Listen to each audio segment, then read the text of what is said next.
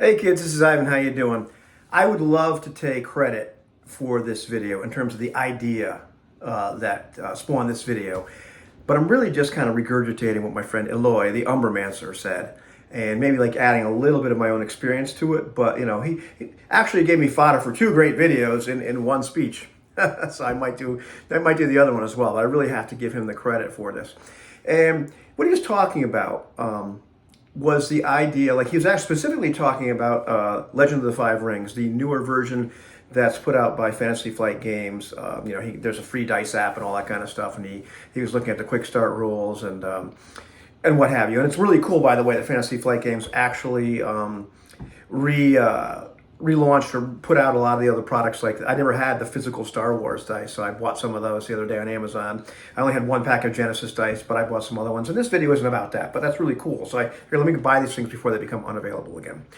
But in that particular game, one of the things that happens is you build up strain or whatever it happens to be, and there's a point where your character can be forced into acting out of character, acting out of the code that these samurai are supposed to have in that particular game. And the decision is taken out of your hands.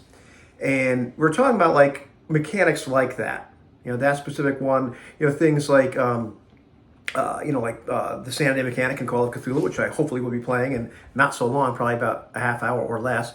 Other games where there could be a fear mechanic there, because there could be some kind of mechanic that influences the psychological state of your character to the point where it tips, where then you have to behave in a specific manner. You're given prompts on how to behave. And, those are controversial.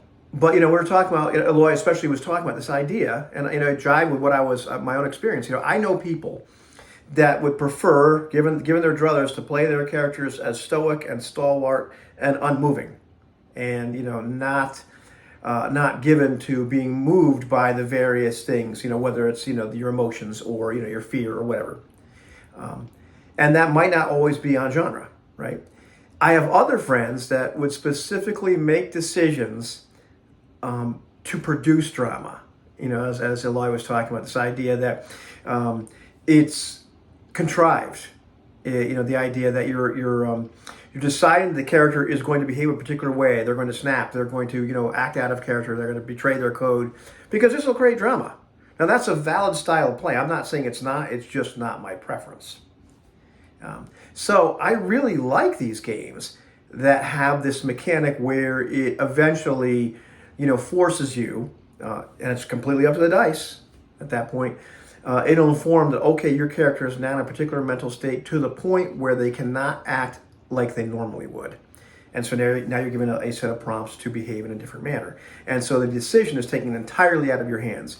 You can't, be on one side of the spectrum and say, absolutely, they're going to be unmoved. And you're not on the other side of the spectrum where you're intentionally creating drama. The drama, if you will, the conflict, that's all brought into the game by the mechanics and the dice, which I think is actually kind of cool. Anyhow, that's all I got. I'm going to go play some Call of Cthulhu.